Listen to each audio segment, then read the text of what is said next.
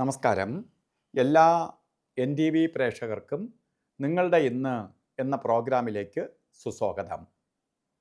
ഇന്ന് 2025 ഡിസംബർ മാസം 12-ാം തീയതി 1201-ാം ആണ്ട് വൃശ്ചിക മാസം 26-ാം തീയതി വെള്ളിയാഴ്ച. ഇന്നത്തെ നക്ഷത്രം വന്നിരിക്കുന്നത് ഉത്രൻ നക്ഷത്രമാണ്.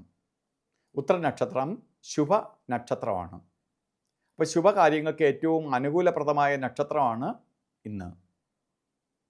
അപ്പോൾ ശുഭനക്ഷത്രം, ശുഭദിനം.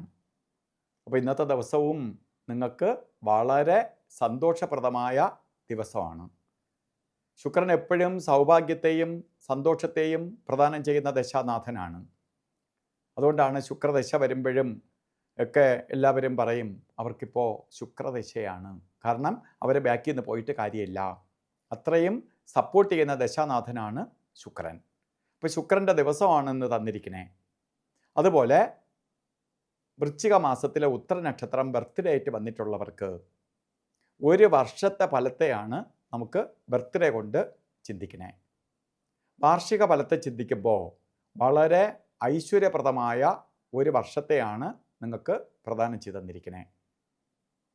സാമ്പത്തിക പുരോഗതിക്കും ഐശ്വര്യത്തിനും ഉന്നതിക്കും ഒക്കെ ഇടവരും, സമാധാനത്തിനും ഒക്കെ ഇടവരുത്തും.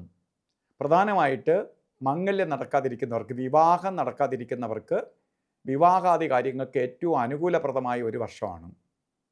അതുപോലെ മക്കളുടെ വിവാഹം നടത്തിക്കൊടുക്കാൻ പറ്റാതെ വിഷമിച്ചിരിക്കുന്നവർക്ക് മക്കളുടെ മംഗല്യം നടത്തിക്കൊടുക്കാൻ പറ്റും. അച്ഛനമ്മയുടെ സമയം വളരെ പ്രാധാന്യമുണ്ട് മക്കളുടെ കാര്യത്തിൽ.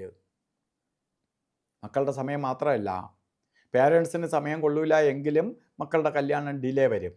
കാരണം നമ്മളാണ് നടത്തി കൊടുക്കേണ്ടത്. ഏറ്റവും സന്തോഷിക്കുന്ന ആരെന്ന് ചോദിച്ചാൽ മാതാപിതാക്കളാണ് മക്കളുടെ വിവാഹത്തിൽ. അതുപോലെ തന്നെ ദാമ്പത്യ ജീവിതത്തിൽ എന്തെങ്കിലും പ്രോബ്ലംസ് ആയിട്ട് നിൽക്കുന്നവർക്ക് അത് പരിഹരിക്കാൻ പറ്റുന്ന വർഷമാണ്. അതുപോലെ വീട് വെക്കാനോ വാഹനം വാങ്ങാനോ ഒക്കെ ശ്രമിക്കുന്നവർക്കും ഏറ്റവും അനുകൂല അന്തരീക്ഷം ഉണ്ടാവും. അതുപോലെ ഇന്നും ഓരോ കാര്യത്തിന് ഇറങ്ങുമ്പോൾ രാവുകാല സമയം നോക്കി യാത്ര തിരിക്കണം. രാവുകാലം ശരിക്ക് 10:30 മണി മുതൽ 12 മണി വരെ എന്ന് കലണ്ടറിൽ രേഖപ്പെടുത്തിയിട്ടുണ്ടെങ്കിലും ഇന്ന് രാവുകാല സമയം 10:30-ക്കല്ല, 10:52-നേ തുടങ്ങുള്ളൂ.